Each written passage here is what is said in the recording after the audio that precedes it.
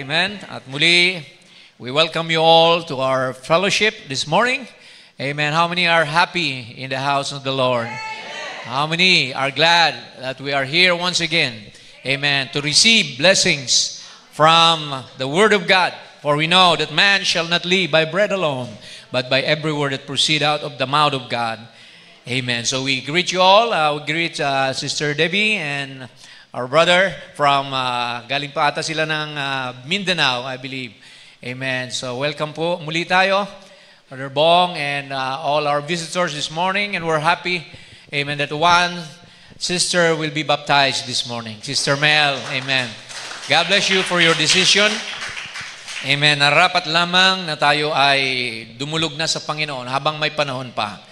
Amen. Don't wait, amen, any longer because Jesus is coming soon. And we know that we have to prepare for the rapture, the body change, the going home of the bride. Amen. Santabi natin lahat ng bagay. Lay aside every weight and the sin that easily beset us. Sabi ng Bible, but let us run this race with patience, looking unto Jesus, the author and finisher of our faith. So this morning we will be speaking about, amen, how to overcome sin. We know that God hates sin. Sin is the one that separated man from God. Amen. Sin is the hindrance. Siya ang hadlang para tayo mapagpala ng Panginoon. Because God will not deal with us if we harbor sin, bitterness, hatred, malice, and all such things in our heart. Kaya sumagang ito, let us learn how to overcome sin. In order for God, amen, to bless us and we can be worthy of the calling of the Lord. Amen. As the Bible said, repent and be baptized, every one of you, in the name of Jesus Christ for the remission of sin, and you shall receive the gift of the Holy Spirit. Tumayo tayong lahat muli at ating pong basahin ang scripture natin sa umagang ito as we dwell on the subject, how to overcome sin. Amen. In Exodus chapter 32, we read from 30 to 35, I believe, amen, this was what the Lord told Moses when Moses went into the Mount Sinai and received the 10 Commandments. While the people are waiting for him to come down, they committed idolatry. And God hates idolatry. Amen. Verse 30, and it came to pass on the morrow that Moses said unto the people, you have sinned a great sin. And now I will go up unto the Lord, peradventure I shall make an atonement for your sin. And Moses returned unto the Lord and said, oh, this people have sinned a great sin, and have made them gods of gold. Yet now, if thou wilt forgive their sin, and if not, blot me, I pray thee, out of thy book which thou hast written. So Moses was trying to mediate for the people. Amen. And the Lord said unto Moses, whosoever had sinned against me, him will I blot out of my book. Amen. So this is a fearsome, amen, nakakatakot ang bagay nito na kung tayo'y magpapatuloy sa pagkakasala, buburahin tayo ang ating pangalan sa aklat ng buhay. Therefore now go, lead the people unto the place of which I have spoken unto thee. Behold, my angel shall go before thee. Nevertheless, in the day when I visit, I will visit their sin upon them. 35, and the Lord plagued the people. Amen. Pinadala ng salot ng Diyos ang kanyang bayan because they made the calf which Aaron made. So this morning, amen, as we serve the Lord, amen, the prophet said it's time to take inventory of our loyalty, of our commitment, of our devotion. Every time we go to church, yun po ang ating dapat na alamin sa ating buhay. Amen. Because you cannot worship God with something dirty in your life. Amen. Kailangan bago tayo dumulog sa Panginoon, be sure na ikaw ay nagsisi, ikaw ay malinis sa Kanyang harapan. Because I believe sin is what separated us from God. Amen. So in the Bible, we know the Bible said in Romans 3:23, for all have sinned and come short of the glory of God. Amen. Tayong lahat ay kinapos. We were all born sinners. Sabi po rito, Isaiah 53:6, all we like sheep have gone astray. We have turned everyone to his own way. Nagkanya-kanya tayong lakad, mga kapatid. Hindi natin inalintana, amen, ang kautusan ng Diyos o ang inisip o sinunod. Dahil sabi ng Romans 3:10-11, it is written, there is none righteous. No, not one. There is none that understandeth. There is none that seeketh after God. So kaya mga kapatid, napakatindi ang bagay na ito. Tatlong letra, sin, amen. The middle is I, ourselves, amen. Kaya makikita natin mga kapatid, na ito ang kinamuhian ng Diyos. Amen. Adam and Eve, the first man and woman on earth, our first parents, they were cast out from the Garden of Eden. Because of what? Disobedience. Because of transgression. So, mga kapatid, ito po ang kinamumuhian ng Diyos. Kaya nawa ito ay maalis ating buhay. So, we will look at the Bible and look at what sin is para maintindihan natin ang bagay nito at wag nating magawa pa sa ating buhay. Amen? The Bible said, the soul that sinneth, it shall die. Ang kaluluwa na nagkakasala ay mamamatay. Subalit, sabi sa 21, but if the wicked will turn from all his sins that he had committed and keep all my statutes, at susundin niya ang aking mga kautusan at lalayo siya sa kasalanan kanyang ginawa, and do that which is lawful and right, he shall surely live, he shall not die. Yan ang sabi ng Panginoon, hindi ka mamamatay kapag iyong tinalikuran ng iyong kasalanan at sumunod ka sa palatuntunan ng Diyos. All his transgressions that he had committed, they shall not be mentioned unto him. Hindi na isisingil. Sabi nga kanina ng kapatid, kinote niya ang Bible, blessed is the man to whom the Lord God will not impute sin. Amen. In his righteousness that he hath done, he shall live.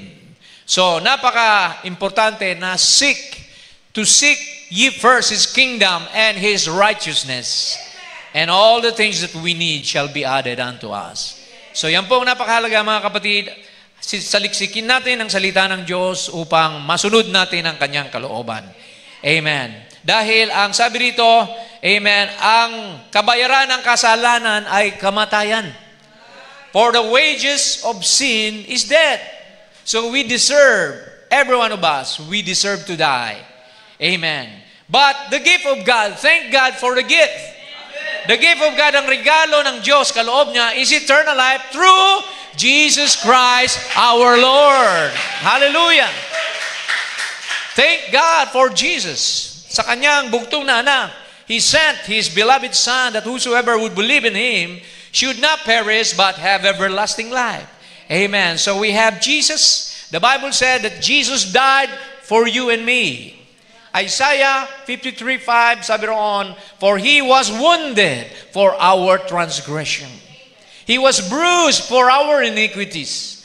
And the chastisement for our peace was upon Him, and by His stripes, sa latay ni Jesus, pinagaling tayo. Sa latay ni Jesus, pinatawad tayo. Don't you love the Lord? Hindi mo ba ma-appreciate ang Panginoon sa umagang ito? Na kahit tayo pinanganak na makasalanan, pero mamamatay ka. O, amen, ang Kristiyano nga, wala nang kamatayan. There's no more death to a Christian. Because Jesus said, I am the resurrection and the life. He that believeth on me, though he were dead, yet he shall live again. There is no more, therefore, condemnation to them that are in Christ Jesus. Kapag na kay Kristo ka, wala nang paghatol sa iyo. Kaya yan, pag-usapan natin ang kabutihan ng Diyos. Amen. Na siya na ang namatay para sa atin. Therefore, a Christian, a believer, amen, has no more death. Amen.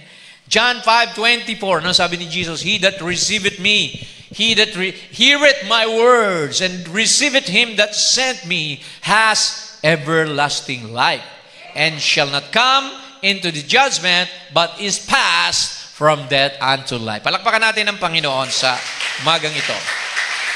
Glory to God. Now, the Bible said that we must confess. We must accept that we are sinners before we can receive God's pardon. Amen. Para tayo mapatawad ng Panginoon, aaminin natin na tayo'y makasalanan. If we say, 1 John 1:8, if we say that we have no sin, we deceive ourselves. And the truth is not in us. Pag sinasabi daw natin na wala tayong kasalanan, dinadaya natin ang ating sarili. At wala ang katotohanan sa atin. But if we confess, kung tayo ay magsisisi, mangungumpisal sa Diyos, amen, He is faithful and just to forgive us of our sins and to cleanse us from all unrighteousness. Siya rin ang maglilinis sa iyo, mga kapatid. Hindi ikaw magbabago sa sarili mo. Siya ang magbabago sa iyo. He will sanctify you. He will justify you. Amen. So, verse 10, if we say that we have not sinned, we make God a liar. We make Him a liar. And His word is not in us. So, napaka-importante, mga kapatid, na makakilala tayo na tayo ay makasalanan. Amen. Recognize yourself as a sinner. Because Jesus did not come on earth to save the righteous. Sabi niya, I did not come to save the righteous, but I have come so that sinners will come into repentance. Naparito siya para sa makasalanan, hindi para sa mga matutuwid. So kung sa tingin mo matuwid ka, kapatid, amen, si Jesus ay walang silbi sa iyo. So we need to realize that we are sinners. So how do we overcome sin? Let me just give you an outline or summary. First, we must know what sin is. Amen. Dapat alam mo kung anong kasalanan. Kasalanan ba ito, pastor? Kasalanan ba ito? We will know by and by because there are 5 definitions of sin. Mayroong 5 pakaulugan ang kasalanan at mamaya ay ating tatalakayin. Pangalawa, acknowledge that you are a sinner to begin with in order to obtain pardon. Pangatlo, magsisi ka. Repent. And hindi lang repent. Jesus said, he that believeth and is baptized shall be saved. So you need to repent and be baptized in the name of Jesus Christ for the remission of sin. So sa mga hindi pa nabautismohan sa pangalan ni Jesucristo, amen, the pool is ready this morning. Pwede kayong sumabay. Amen. Mamaya, baka mag-rapture na mamayang gabi at naiwanan ka dahil hindi mo nasunod ang kalooban ng Diyos. Amen. So, kailangan tayo magsisi at magpabautismo. Just like Jesus was baptized. Kahit walang kasalanan si Jesus, nagpabaptize siya. Kasi kailangan hugasan, amen, the sacrifice had to be washed before, amen, presented. Kaya nagpabaptize si Jesus. Sabi nga ni John, Lord, dapat ikaw magbaptize sa akin, hindi ako. Sabi ni Jesus, suffer it to be so, that we fulfill all righteousness. Amen. Pangapat, live a holy and consecrated life.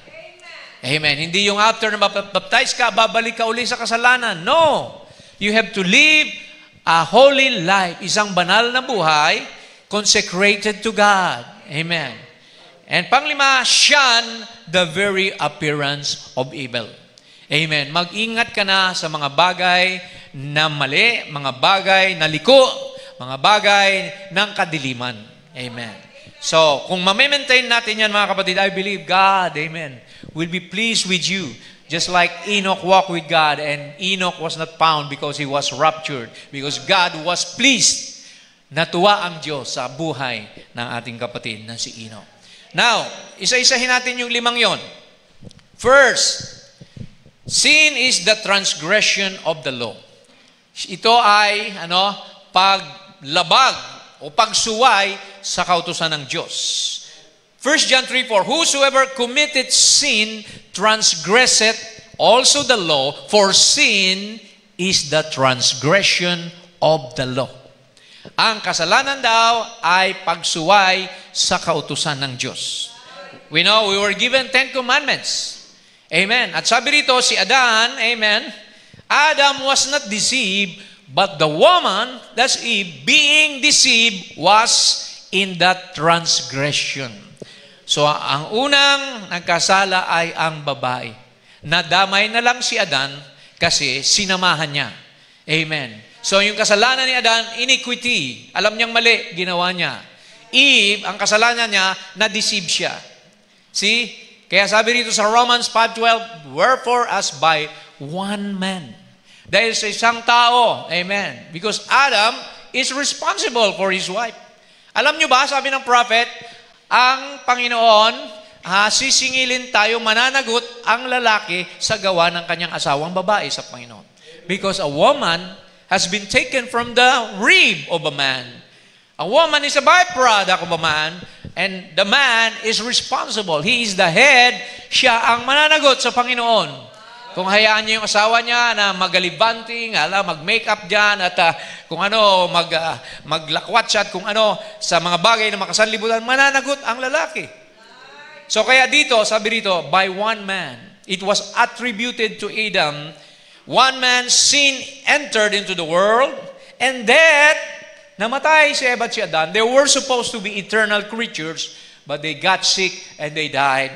So death by sin, and so death passed unto all men. Passed upon all men, for all that all have sinned. Lahat tayo ay nagkasala. Lahat tayo nadamay, mga kapatid, sa ginawa ng sinauna nating mga magulang.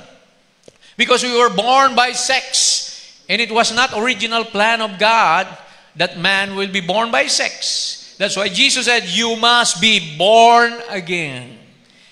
Amen. Dahil yung ating first birth, amen, amen, sabi ni Job, lahat ng tao na pinanganak ng babae ay puno ng kabagabagan at maiksi ang buhay. So a man that's born of a woman is full of sorrow and of short day. So kaya ganun tayo, pinanganak tayo ng babae. And we know that the first sin was not an apple, it was adultery, mga kapatid. Amen. So ngayon, dahil kay Adan, tayong lahat ay, amen, naparusahan ng Diyos. Amen. Lahat tayo pinanganak na makasalanan. Wala na tayo magagawa doon. That's a thing that's accepted. You were born a sinner, but you need not die as a sinner. God provided a way. Provided Jesus Christ that whosoever would believe in Him should not perish, but have everlasting life.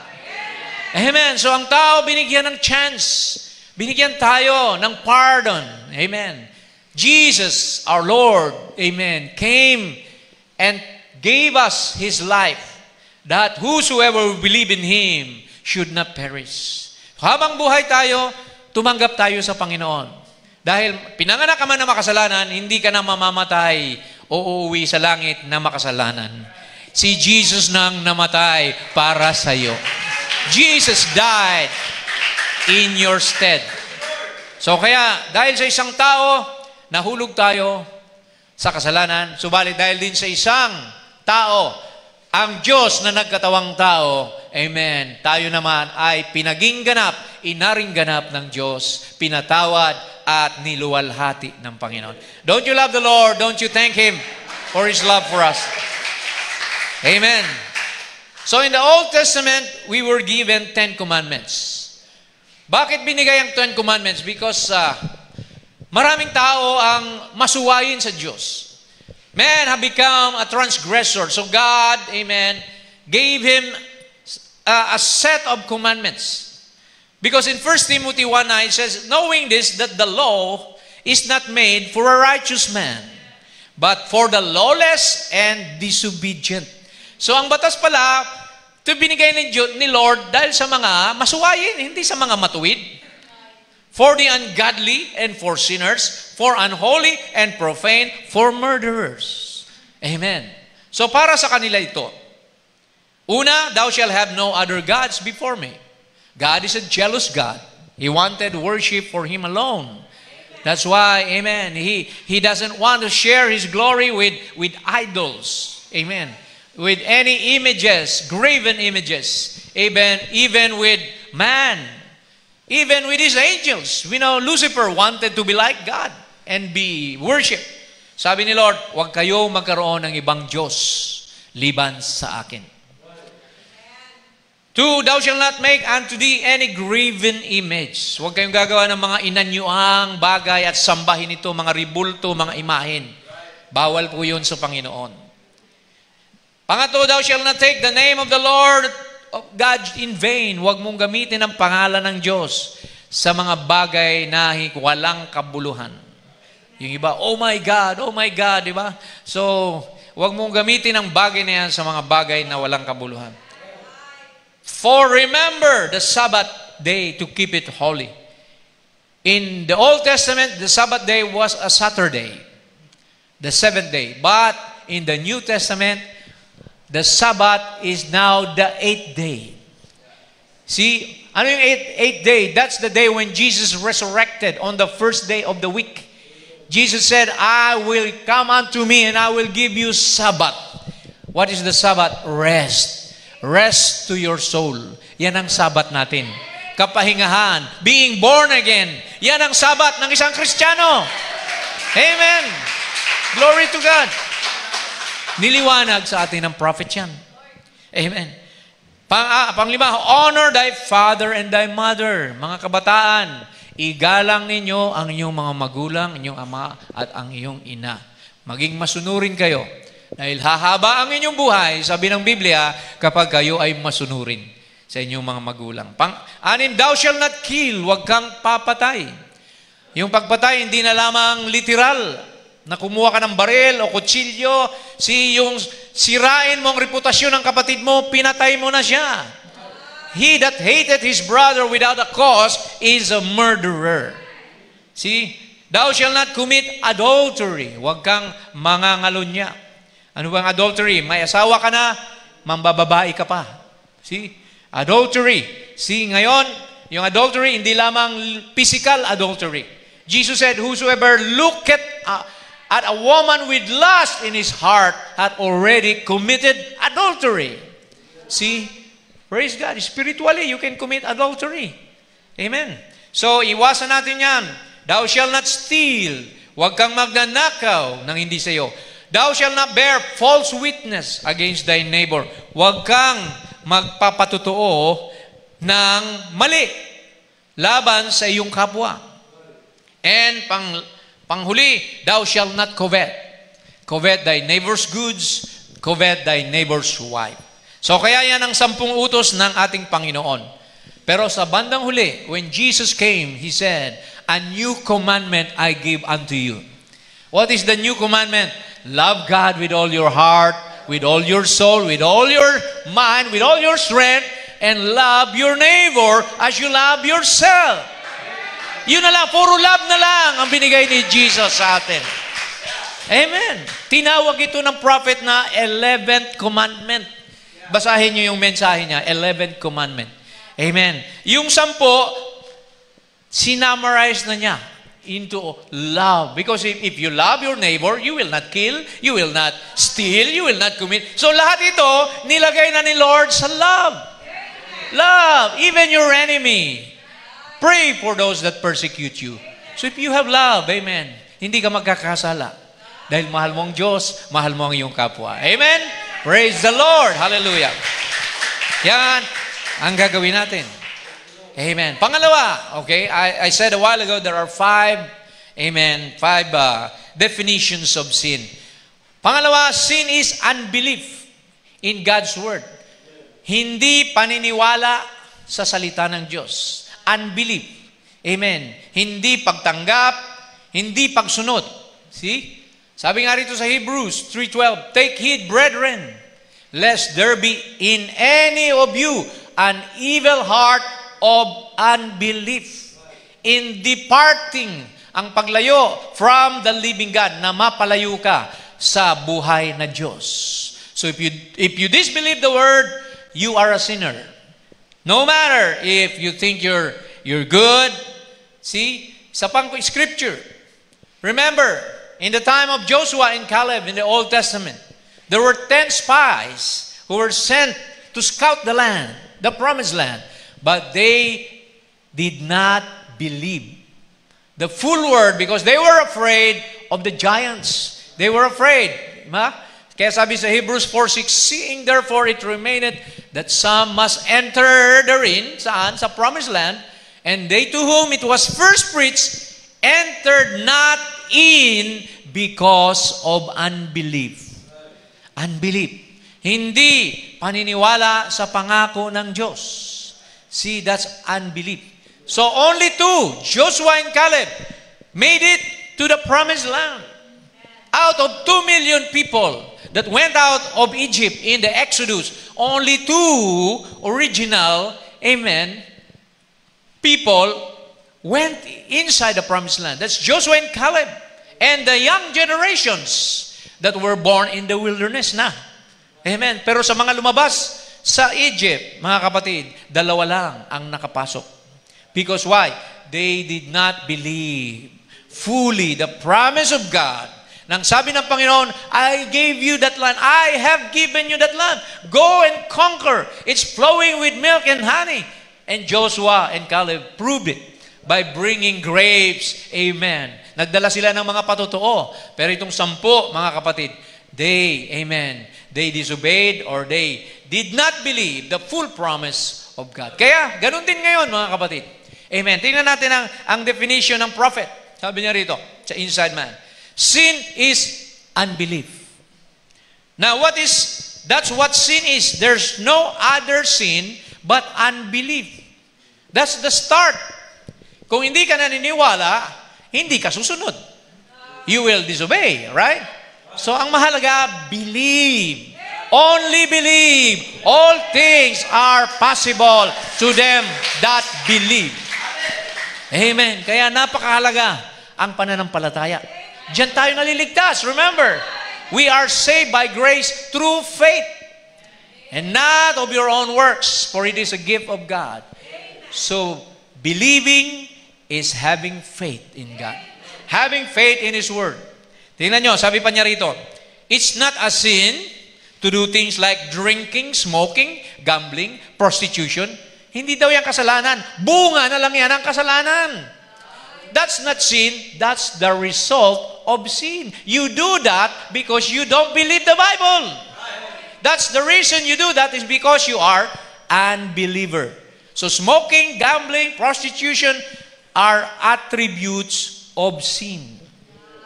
So, malinaw po ba mga kapatid? Sabi pala ng prophet, gambling is not a sin. Ang sin, you don't believe the word, that's why you gamble. You smoke, you drink. Amen.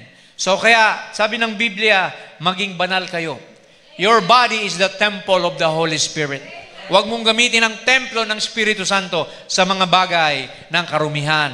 Amen. Ng kababuyan. See. Kaya mga kapatid, sin is unbelief.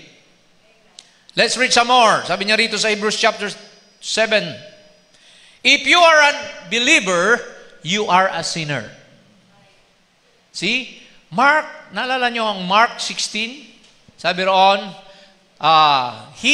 Mark 16:16, he that believeth and is baptized shall be saved. He that believeth not shall be condemned.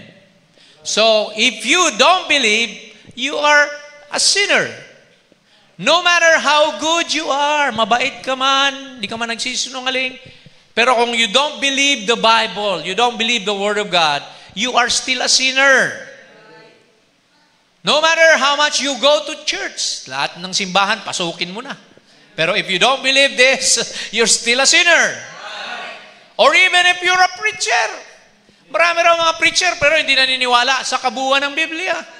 Hindi tinuturo yung mga miracles, yung mga kabanalan. See, you're still an unbeliever. Amen. So, kaya sabi niya rito, look at the Pharisees.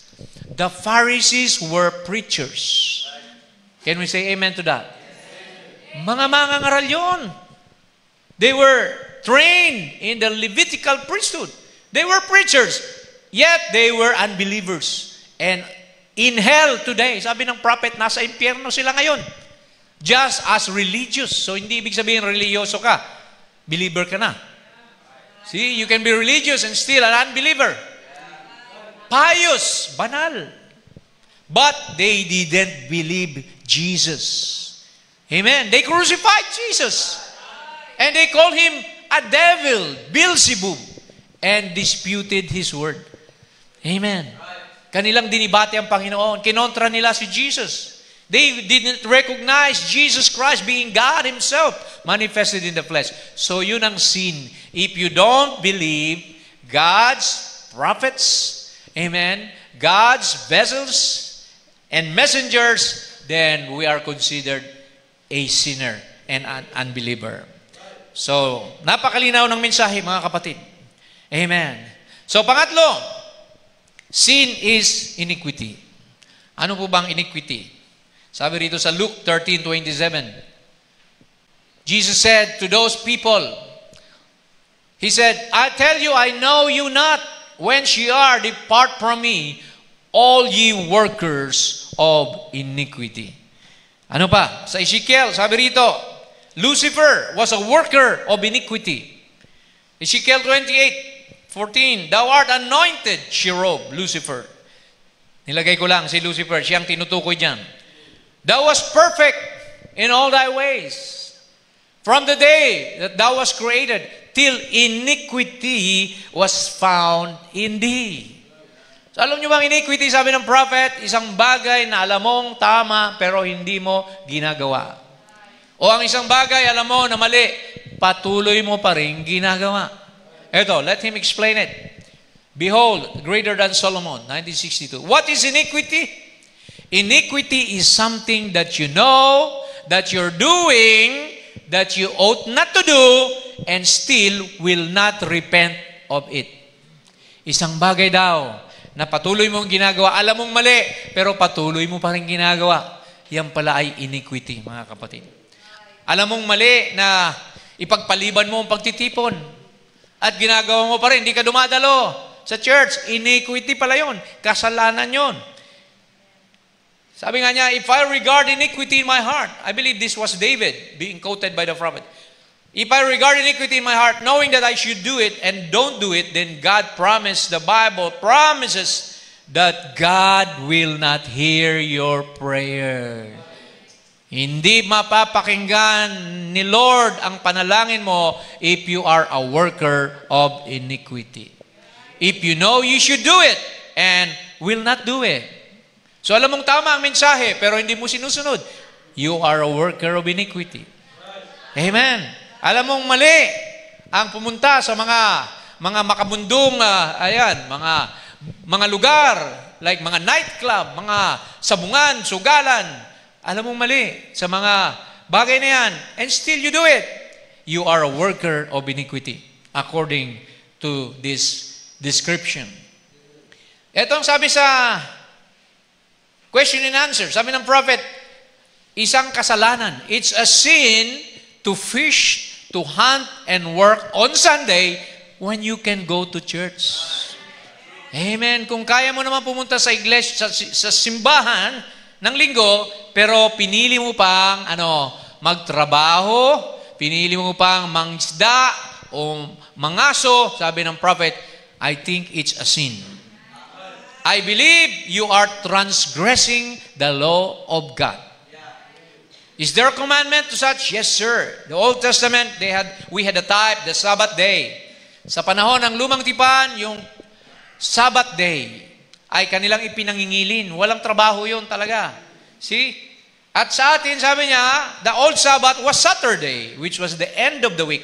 Sunday is the eighth day, the first day of the week, which Jesus rose on. Sunday is the day of resurrection. Ito ang araw ng pagkabuhay, and we celebrate the ascension, the resurrection of the Lord. That's why we are here. This is a celebration of the power and resurrection of Jesus Christ. You should be here. Amen. Isang araw na nga lang hiningi ni Lord para maglingkod tayo. Marami pa rin ang tinatamad. Marami pa rin ang nagko-compromise. Amen. Hindi nila alam ang kahalagahan. Sa Hebrews 10:25, not forsaking the assembling of ourselves together, as the manner of some, but is exhorting one another, so much the more as you see the day approaching. Sabi rito, huwag natin ipagpaliban ang pagtitipon. Amen. Dahil malapit na ang kanyang pagbabalik. Kailangan tayo ay handa. We must be ready. We must be found in the post of duty. Amen. Because even the prophet said, to serve God is not a duty. It's a love that serves God. Mahal mo ang Diyos, kaya nandito ka. Pagpapakita ng pag-ibig mo yan sa Panginoon. Walang pumilit sa'yo. Dahil ayaw ng Diyos nang namimilit. Gusto niya kusang loob. Bigay na bigay ang paglilingkod mo, ang pag-awit mo, ang pagpupuri mo sa Panginoon. Amen. Forsake not the assembly, because that's iniquity. Dito sa Hebrew 10:26, pinapakita rito ang higit pa ang kahulugan ng iniquity. Yung sinning willfully. Sabi dito ni Paul, for if we sin willfully, pag sinadya mo na magkasala, after that we have received the knowledge of the truth, matapos na malaman mo ang katotohanan, there remaineth no more sacrifice for sin. Wala nang natitira pang handog para sa kasalanan mo. Kasi alam mo na ang totoo eh. So, mabuti pa nga yung hindi nakaalam ng katotohanan. Inosente pa sila, pero ikaw na alam mo na ang totoo, pero hindi mo sinunod, sabi rito, iniquity yan. But as certain, wala nang naghihintay na handog o hain, kundi nakakatakot, kahindik-hindik, fearful looking for of the judgment, paghatol, and fiery indignation, which shall devour the adversaries. And then sabi pa niya rito, dugtungan natin sa 6, Hebrews 6, 4-6, for it is impossible, napaka-imposible daw sa mga nakakilala na at tatalikod pa.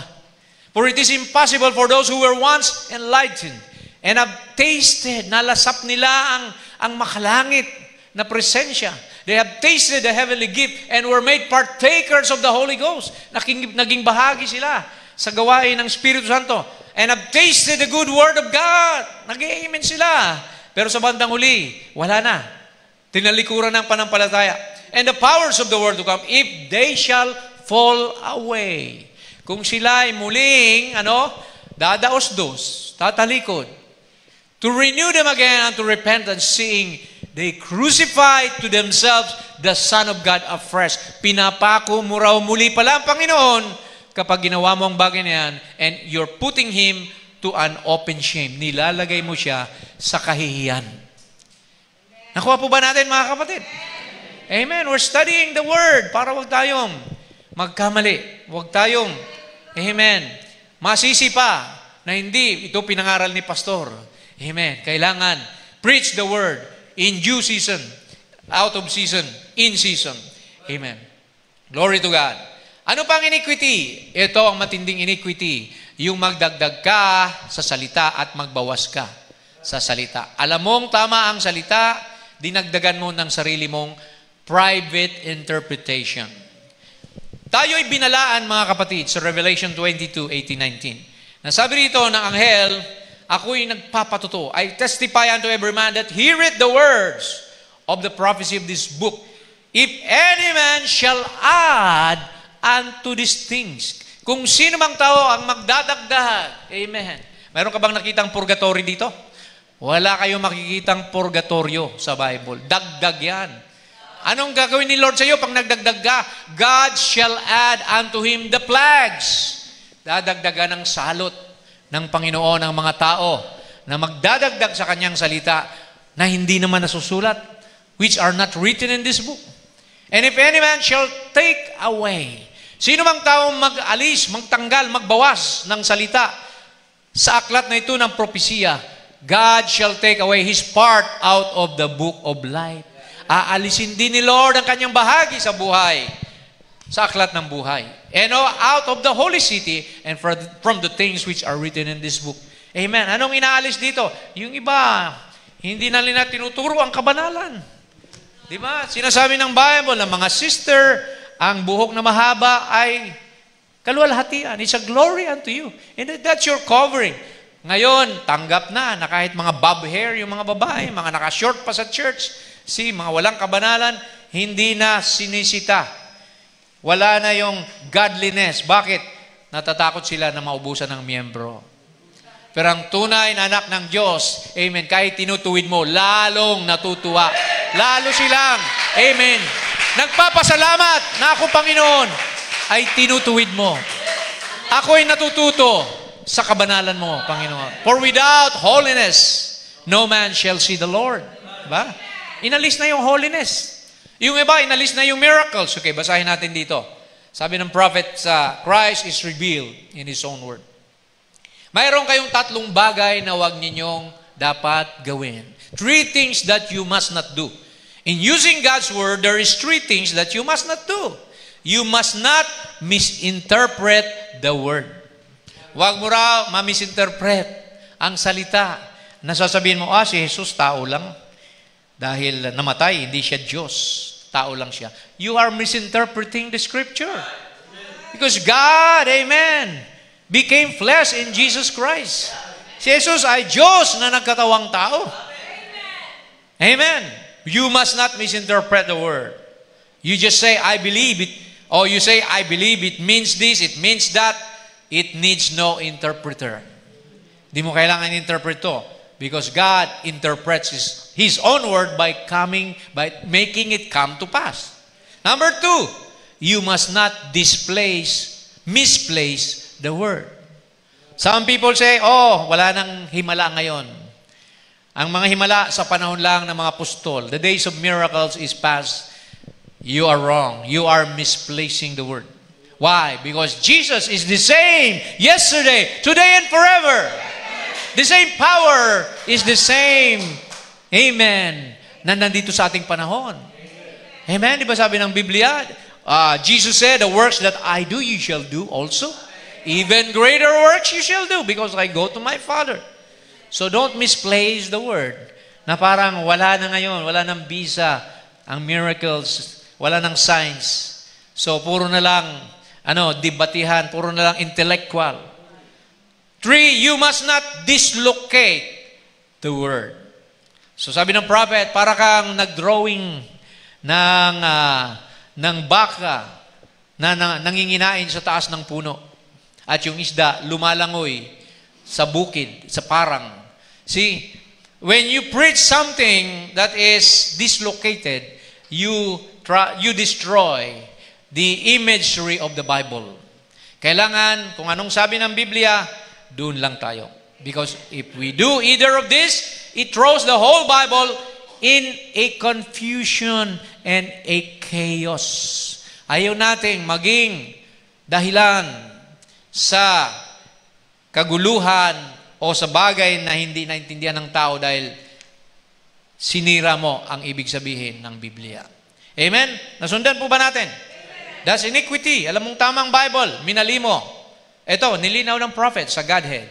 If anybody misinterpret Jesus Christ in the Bible of not being God Himself, misinterpretation pala yun na pag sinabi mo si Jesus hindi Diyos. And you make Him the second person or one God out of 3, this would upset every word in the entire Bible. It would break the first commandment which says, thou shalt not have any other God before me. We know that Jesus, amen, is God Himself, made flesh. The Father is the Holy Spirit. The flesh is Jesus. Amen. You cannot separate the spirit and the body. Ikaw kaya, bilang tao, ihiwalay mo yung spirito mo, yung kaluluwa mo. Amen. Saan ka pupulutin? Sa morgue, mga kapatid. Walang buhay yun. Kaya sabi ni Jesus, I and my Father are one. It is not I that doeth the work, it's the Father that dwelleth in me. Ang nakakita sa akin ay nakakita na sa Ama. Dahil ako at ang Ama ay iisa, hindi dalawa. Amen? So don't misinterpret the Bible. Because if you put Jesus as another God, magiging dalawang Diyos. Or if you put Jesus as just a man, walang tao na pwede magligtas sa kapwa-tao. Amen. Man cannot save his fellow man. See, only God Himself. At niliwanag ng prophet, Sabi niya, ang Diyos namatay sa laman. God could not die in the spirit. He died in the flesh. Because God has no blood as a spirit. And His law of redemption is without the shedding of blood, there's no remission of sin. You cannot crucify the spirit. A spirit has no blood. So He has to put on a body to shed His own blood. God's own blood. Jesus was not the blood of Mary or of Joseph. Hindi si Mary, si Joseph ang nagsiping para ipanganak si Jesus. Siya ay nilikha ng Diyos. Yung katawan na yon sa sinapupunan ni Mary. The prophet said, the sperm and the egg came from God. So He is pure God. Amen. Amen. Yet a man, because He is a kinsman redeemer. Pwedeng makaligtas lang sa atin kamag-anak natin. Hindi hayop. Kaya nga magpabuhos ka man ng dugo, ng tupa, hindi pa rin tayo maliligtas niyan. It only covered sin. The blood covered sin. But only the blood of Jesus can annihilate sin in your life. Praise the Lord. Glory to God. Sabi niya, I believe Him to be God, Jesus Christ. The same yesterday, today, and forever. That He wasn't just a prophet. He wasn't just a man. He wasn't just a teacher or a good man. He was the divine Jehovah God living in a body of flesh. Amen. Yung ibang tao natatakot sumamba kay Jesus, baka raw tao yung sinasamba nila. No, when you worship Jesus, you worship God. Amen. Kaya wag nating ma-misinterpret ang bagay nito. Amen. Ito yung sinasabi ko kanina, the days of miracles misinterpreted. Sabi niya rito, they had a Bible misinterpreted. Some of them say there's no such thing as divine healing. Wala na daw kagalingan ngayon. Nagawa ng Diyos. The days of miracles is past. The Holy Ghost only fell on the 12 apostles. And others say one thing. So, praise God, they misinterpreted the plan of God. Di ba sabi ng Panginoon dito, these signs shall follow them that believe. In my name, they shall cast out devils. In my name, they shall lay hands on the sick, they shall recover. Mark 16:17-18. Binura nila yan sa Biblia. They don't believe in miracles anymore. But we do. Ang tunay na iglesia ng Panginoon naniniwala sa himala na ang Diyos ay buhay ngayon. Siya ang Diyos na gumagawa ng mga supernatural. Amen. Our God is a supernatural God. And you are His children that believe in the supernatural as well. Sabi sa Acts 2:38, the baptism of the Holy Spirit is a promise that is unto you and to your children, to all that's afar off, even as many as the Lord our God shall call. So, ang bautismo ng Espiritu Santo hanggang ngayon, nagaganap pa rin yan. It's not only for the day of Pentecost, it's still for you and me. Because Jesus said, this promise is unto you, to them that's afar off, even as many as the Lord our God shall call. So without the baptism of the Holy Spirit, you cannot go in the rapture, because that's the requirement. For without the Spirit of Christ, you are none of His. Amen. So what is sin? Pang-apat na tayo, mga kapatid. Amen. Sin is carnality or worldliness. Pagiging karnal, tinawag yan na works of the flesh. Sabi ng prophet, ni Paul, sabi niya, for to be carnally minded is death, but to be spiritually minded is life and peace. So kamatayan daw yung pagiging karnal. Amen. So ano ba yung pagiging karnal? Yung pagiging humanistic natin. See, na lagi tayong galit, lagi tayong nagre-reklamo sa Panginoon. Yan ang karnal. Lagi tayo nagko-compare ng buhay natin sa iba. Gusto natin mas mataas. Competition. That's carnal. Because the carnal mind is enmity against God. Enmity means war. Warring against God. For it is not subject to the law of God, neither indeed can be. So then, they that are in the flesh cannot please God. Kung ikaw'y namumuhay sa laman, hindi malulugod ang Diyos sa iyo. Kaya kailangan supilin ang laman, ang pita ng laman. But ye are not in the flesh. Now, Paul is speaking to Christians, born-again Christians. Sabi niya, you are not in the flesh anymore, but in the Spirit. If so be, the Spirit of God dwelleth in you. Now, if any man have not the Spirit of Christ, he is none of his. So, napaka-importante na matanggap natin ang Espiritu ng Panginoon. Dahil kung wala kang Espiritu ni Kristo, hindi ka Kanya. So, yan po mga kapatid, be spiritual. Die to your flesh. Amen. Mortify the deeds of the flesh. Yan po ang sabi ng Bible. Amen. At ito pa, sabi niya, love not the world. See? Pinanganak ako sa mundo. Mahal ko ang mundo. Sabi ng Biblia, huwag mong mahalin ang mundo dahil hindi ka taga rito. Tagalangit ka. How many believe that you are a heavenly citizen this morning? Amen. We're just pilgrims and strangers walking in this land. Hindi tayo taga rito. Pansamantala lang tayo nilagay dito. Tagalangit ka, kapatid. Amen. Huwag kang, amen, manatili lamang sa mundo. Dahil sabi nga, if you love the life in this world, mawawalan ka nito. Kung ang buhay mo, isusuko mo kay Lord, magkakaroon ka nito. Love not the world, neither the things that are in the world. For if a man love the world, the love of the Father is not in him. For all that is in the world, the lust of the flesh, ang pita ng laman, the lust of the eyes, and the pride, yung mga kayabangan ng buhay, is not of the Father, but is of the world. So if you still cling onto these things, amen, amen, that's sin before God. The world passeth away in the lust thereof, but he that doeth the will of God abideth forever. Doon tayo sa forever, mga kapatid. Doon tayo sa spiritual life. Amen. Praise God. Huwag tayong, amen, sumang-ayon sa mga uso, sa mga fashion of this world, sa mga trend ng mga rock and roll music, rap, mga makeup, mga bagong mga kulay ng buhok, and things like that. Sa mundo yan, mga kapatid. Don't please the world. We're not men pleasers. Amen. We want to please God. Kaya sabi ng prophet dito, let me warn you this morning. Church, be careful. It takes time today in our self-righteous, self-sufficient generation of hypocrisy that we're living in. An hour when men and women stand in the churches and in the pews singing the anthems of God and walk out of the church and smoke cigarette and drink whiskey, go to dances, live for the world, tell dirty, smutty jokes, and yet call themselves Christians. So hindi karapat-dapat ang mga bagay na yan sa isang Kristiyano. Kaya pinapaalala sa atin ng mensahero na huwag nating, amen, gawin ang mga bagay na yan. Mamatay tayo sa sanlibutan. Lord, let me die to the things of the world. Let me live in the spirit realm, Lord, where I can talk to you and the angels can come and minister to us. Amen. Yan po ang dapat nating ikondisyon sa ating mga sarili. Mamuhay tayo ng espiritual. Amen. Panglima, last. Malapit na tayo. Sin is a perversion. What is a perversion, mga kapatid? Sabi rito sa Micah 3:9.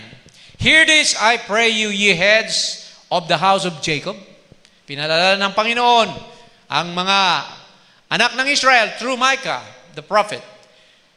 And princes of the house of Israel that abhor judgment and pervert all equity. So, pervert. Okay, let's look at what the prophet said about perversion. Sabi niya, there never was such a thing as a creation of sin. Ang kasalanan pala, hindi ito nilikha ng Diyos. Walang kasalanang nilikha ang Diyos. Therefore, ano ito? Sabi niya, sin is not a creation. Sin is a perversion. There's only one creator, that's God. Ano bang perversion? Isang bagay na gawa ng Diyos na sinira, binaliko ng dyablo. Amen. Sabi niya, tingnan nyo, sin is righteousness perverted. Isang mabuting bagay na ginawang masama. Gaya ng ano, pastor? Okay, basahin natin, sabi ng prophet dito. See, sin is not a creation, a perversion. Satan could not create sin. He only perverted what God had created. That's exactly right. Death is only a perversion of life. Buhay, amen, binaliktad, ginawang kamatayan na pervert yung buhay. because of sin. Because we know that death is the attribute of sin. It's a fruit of sin. Kaya makikita natin, kung tayo mamumuhay sa kasalanan, sabi ng Bible, kamatayan ang kahahantungan natin. Ano pa? Sabi niya, what is adultery? Adultery is the right act perverted. Ang adultery, amen, nagmula yan sa wedding o sa marriage. Marriage is honorable. But when you add another party, third party, fourth party, nagiging perversion. Kaya yung tama, pag pinervert or dinagdagan o binawasan, nagiging perversion. What is a lie? Ano bang kasinungalingan? Ito ay katotohanan na misrepresent. What is a lie? It's a truth misrepresented. Diba sabi dito ni Eva, sabi niya, God told us that if we eat that fruit, we shall surely die. And Satan, the serpent, perverted it, you shall not surely die. So, perversion yun ng truth.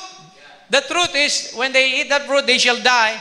But the perversion is, you shall not. Hindi naman magagalit. Mabait ang Diyos. Hindi kayo papatayin ng Diyos. Kundi, magiging kagaya pa kayo ng Diyos at malalaman yung mabuti sa masama. See, he had a special offer to Adam and Eve. Or to Eve, dahil nilapitan yung babae, the weaker vessel. Kaya sabi rito ng prophet, ang isang kasalanan ay isang bagay na totoo na ito ay nasira. What is a curse word? Ano ba yung curse word? Sumpa. It's God's blessing turned into a curse word instead of a blessing. Imbes na God bless you. Di ba? Magsalutin ka sana ng Diyos. Di ba? Nababaliktad. Amen. Mamatay ka na sana, tamaan ka ng kidlat. Curse word yun. See, imbis na patawarin ka ng Panginoon o pagpalain ka ni Lord. So, kaya nape-pervert, mga kapatid. Perversion is something original, made by God, and, amen, perverted by the devil. Di ba? Like a man acting like a horse, or like acting like a woman. Di ba? Or a woman acting like a man, or like a tiger.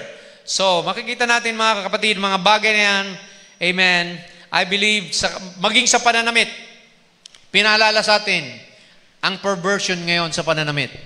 Ang utos ng Diyos sa Deuteronomy 22:5, ang babae ay huwag magsusuot ng kasuotang panglalaki, at ang lalaki ay huwag magsusuot ng kasuotang pambabae, palda, dahil ang mga gumagawa nito ay kasuklam-suklam sa Panginoong Diyos. The woman shall not wear that which pertaineth to a man. That's slacks, pants. Ang babae raw magsuot niyon. Wag. Dahil panlalaki yan. Neither a man put on a woman's garment. O ang lalaki magsuot ng palda o bestida. For all that do so are abomination sa harapan ng Panginoon mong Diyos. Binasa ko lang, mga kapatid. See, this is for us to understand the word and obey the word. Ano pa? Ito yung sinasabi ko sa buhok. Marami ngayon, mga lalaki, mahahaba ang buhok, babae, mga maiksi ang buhok. Anong sinabi ng Biblia? 1 Corinthians 11:13-16. Judge in yourself. Hatulan ninyo ang inyong sarili. Is it comely that a woman pray unto God at covered? Karapat dapat ba ng babae manalangin sa Diyos nang walang talukbong? Si ano bang talukbong? Panyo? Ito ba ay belo o sombrero?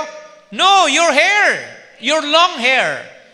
Sabi rito, okay? Sabi niya rito, that not even nature it shall teach you that if a man have long hair, it is a shame unto him. Kahiyan daw sa lalaki ang mahabang buhok. Sabi nila, bakit si Jesus mahabang buhok? Jesus had only shoulder length hair. Hanggang dito lang buhok ni Lord. Maiksi pa rin yun. Hanggat di lumalampas sa balikat mo, maiksi yun, mga kapatid. So, but if a woman have long hair, it is a glory to her. Ano raw po? Kapag ang babae ay may mahabang buhok, ito ay kaluwalhatian para sa kanya. So huwag niyong putulin ang kaluwalhatian niyo, mga sisters. For her hair is given her for a covering. So yung hair na mahaba, yung palang talukbong ninyo, pag pumunta kayo sa church, Kaya maririnig ni Lord ang prayer nyo kasi nakatalukbong kayo na mahaba na buhok. So kung wala kang mahabang buhok, hindi ka maririnig ng Diyos sa panalangin mo. Because that's His word through Paul. So, 16. Kung sino man ang may reklamo, sabi ni Pablo, hindi yan kustombre namin. See, but if any man seem to be contentious, we have no such custom, neither the churches of God. See, kung you want to debate this scripture, sabi ni Paul, see, wala kaming ganyang pag-uugali. Kundi, amen, masunurin kami sa sinasabi ng Panginoon. Amen po ba mga kapatid? Sino mga sister na nakakasunod dito? Taas ang kamay. Glory to God. Pagpalain kayo ni Lord na hindi kayo nahihiya. Napahabain na inyong buhok. Amen. Praise the Lord. Now, perversion in the last days. Ito yung mga gawa ng laman na pinaalala sa atin ni Pablo. Now the works of the flesh, Galatians 5:19, are manifest, which are this: adultery, pangangalunya, fornication, pakikiapid. See, adultery is a sexual relationship between one married and another married. If two are not married, tawag yan fornication. Uncleanness, lasciviousness, idolatry, witchcraft, hatred, kasalanan pala yan, na magtanim ka ng galit, variance, pagkakaiba-iba, emulation, mga pananaghili, wrath, puot, strife, mga kaguluhan, sedition, heresies, envying, mga pagkainggit, murder, pagpatay, paglalasing, drunkenness, reveling, mga kalayawan, kasiyahan sa mundo, and such like, of which I tell you, the which I tell you before, as I have also told you in time past, that they which do such things shall not inherit the kingdom of God. Ang gumagawa ng mga bagay na yan, hindi magmamana ng kaharian ng Diyos. So, napakaraming paalala sa atin ng Biblia. Hindi nagkulang si Pablo, maging ang prophet natin, na si Brother Branham, sa paalala sa atin. Amen. Maging sa panahon natin, sabi ng prophet, marami ng moral perversion.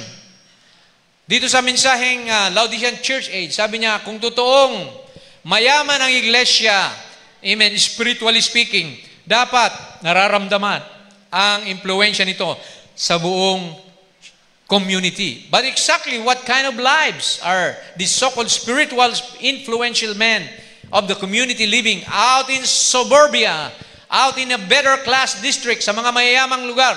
There abounds wife swapping. Sa panahon ni prophet, may mga wife swapping na. Sabi niya, mga mayayaman pumupunta sa club, nagiinuman kasama ang asawa nila, at mayroon sila kanya-kanyang susi sa kanilang mga kwarto, sa kanilang mga silid, at paglasing na sila, kukunin nila yung mga sombrero nila at magpapalit ng susi.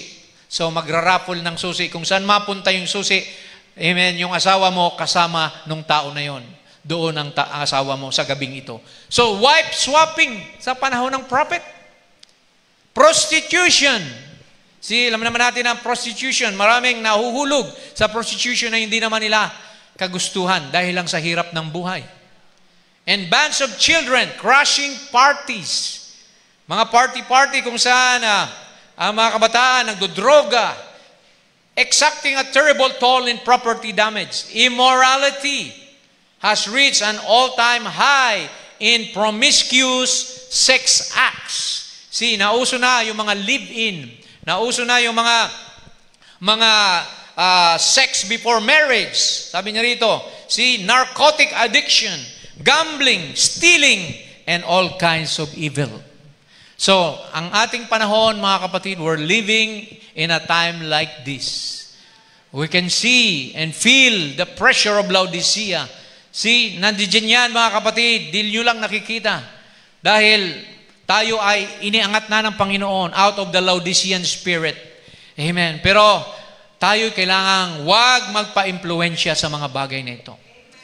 Alam nyo, immorality. Anong sabi ng prophet sa immorality?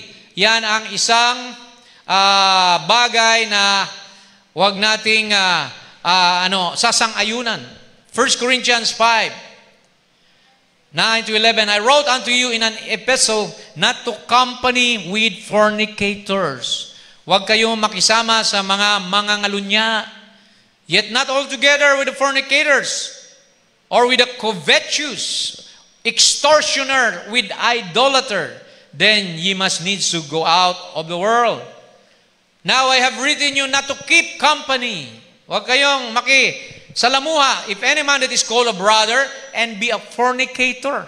Kapatid mo man na sinasabi na siya'y namumuhay sa pangangalunya o sabi rin pakikiapid, or covetous, or an idolater, or a railer, basagulero, or a drunkard, manginginom, or an extortioner, nanloko ng kapwa, with such a one know not to eat. Huwag ka ngang makipagkainan sa mga taong ganito.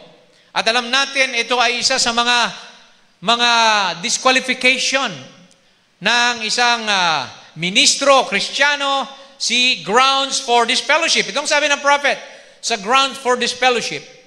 Sabi niya rito, I think if anybody was to be disfellowship, would be because of immoral living. Or something that he wasn't a fit person. Hindi siya isang karapat-dapat na tao, like a man coming here, defiling or molesting our girls. Pag may tao raw na pumasok sa church, minulist siya ang ating mga kababaihan. Sabi ng prophet, i-disfellowship ang tao na yan. Or insulting our women. Or things like that, still professing to be one of us. Amen. So now if he is out somewhere, kung siya'y tagalabas at papasok, sabi niya, we have to do something about it. When it comes to a person, an immoral person trying to make love to our wives, na pati mga asawa ninyo nililigawan. See? Or insult our daughters. Ininsulto ang inyong mga anak na dalaga. O no. Something like that. Or do something immorally around her.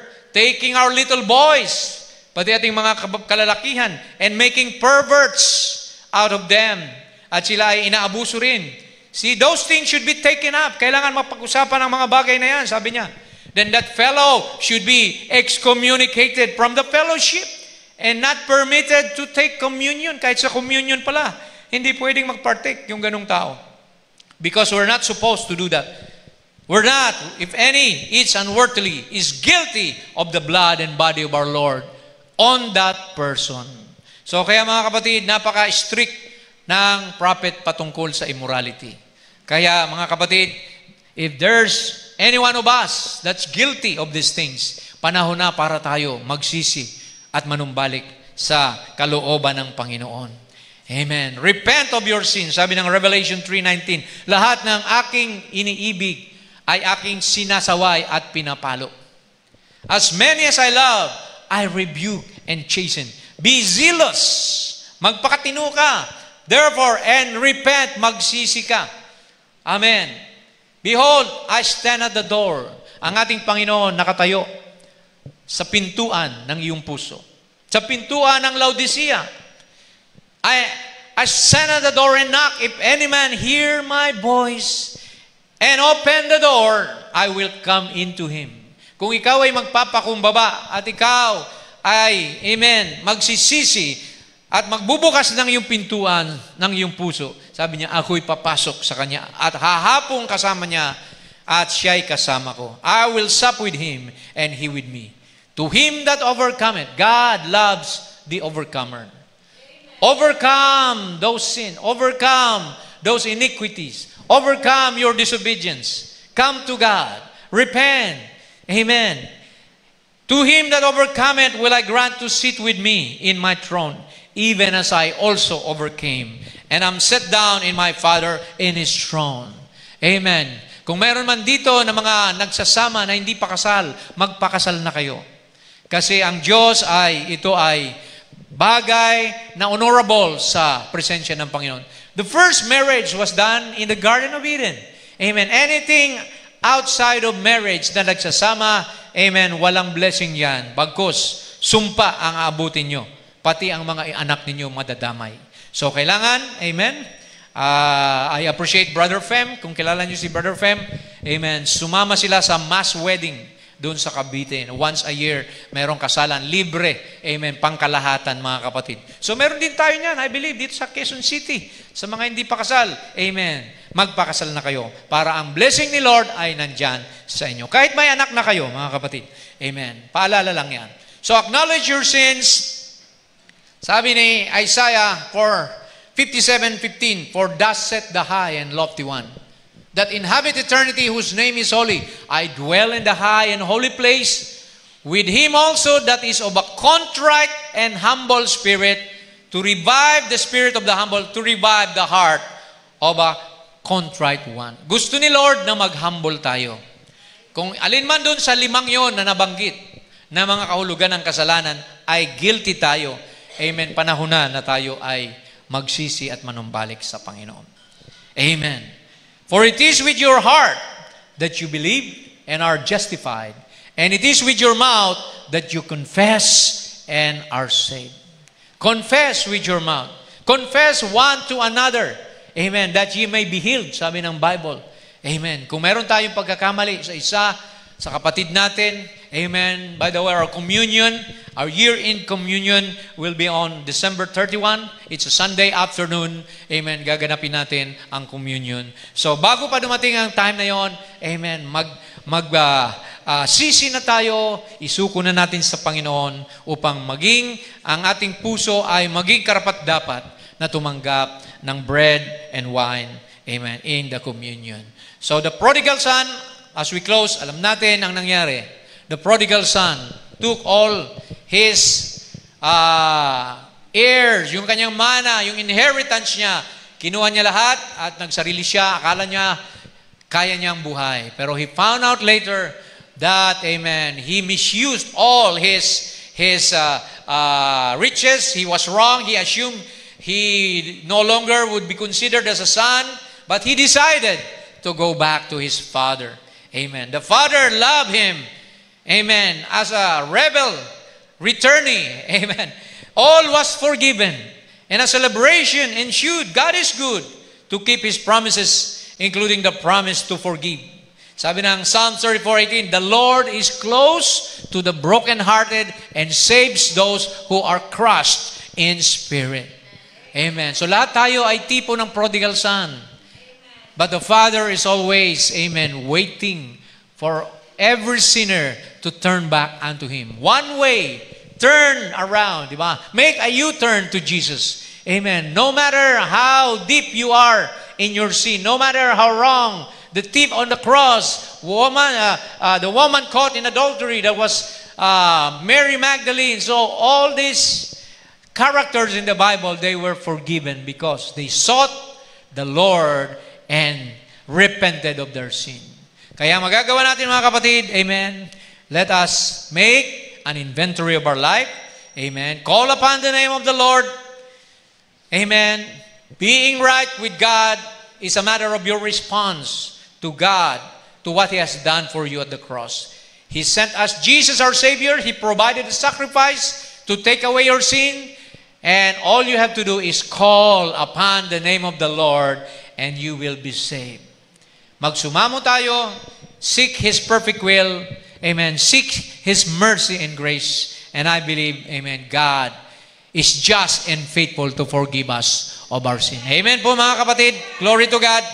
So, magsisi tayo, gaya ng sinasabi rito sa prayer na to, sabihin mo sa Panginoon, "God, I know that I have sinned against you, and I'm deserving of punishment. But Jesus Christ took the punishment that I deserve, so that through faith in Him, I could be forgiven. I place my trust in you, Lord, for my salvation." Panalangin natin yan. Thank you for your wonderful grace and forgiveness, the gift of eternal life. Amen. Amen. As we close, sabi po rito sa final admonition, God commended His love for us. That while we were yet sinners, Christ died for us.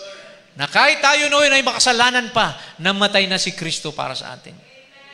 Much more than being now justified by His blood. Now, ngayon, kayo inaring ganap na ng kanyang dugo, we shall be saved from wrath through Him.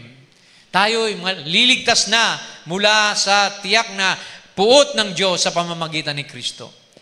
For if when we were enemies, nung tayo'y mga kaaway ng Diyos, tayo'y pinanumbalik, we were reconciled to God by what? By the death of His Son. Amen? Much more being reconciled, we shall be saved by His life. Tayo'y pinanumbalik, we were reconciled, naligtas na tayo sa pamamagitan ng buhay ni Kristo. And not only so, but we shall also joy. Amen? Tayo'y magagalak sa Diyos, sa pamamagitan ni Kristo, by whom we have now received the atonement. Natanggap na natin ang pampalubag loob, ang kabayaran ng ating mga kasalanan. Ano pang hinihintay natin? Magsisi lang tayo, mga kapatid. Humingi tayo ng tawad sa Panginoon. Amen. Talikuran ng kasamaan. Turn away from your wickedness. And I believe God will fill you with His grace, His mercy, with His Holy Ghost, with His love. Amen. And everything will work together for good to them that love Him. Amen. Do you love Him? Tumayo tayo, mga kapatid. Manalangin tayo ng pagsisisi. Kung naka-offend man tayo ng kapwa, kung tayo man ay nakapag-break ng commandment ng Panginoon, tayo man nakapagpaliban sa pagtitipon, tayo man ay nagtampo, nagtanim ng sama ng loob, tayo man ay nag-isip ng masama sa kapwa, tayo man ay nagdamdam ng wala sa lugar, tayo po ay manalangin. Hilingin natin sa Panginoon ang ating kapatawaran as we sing the song, I Surrender All. Hallelujah. Praise God. This is your chance, my brother and sister. God has spoken unto us. Amen. It's up to you to obey. It's up to you to surrender. As we sing this song, sabihin mo kay Lord, Panginoon, I surrender all to you. Give me a good to you, please. Hallelujah. Glory to God. All to Jesus I surrender, Lord. I give myself to thee. Sing it.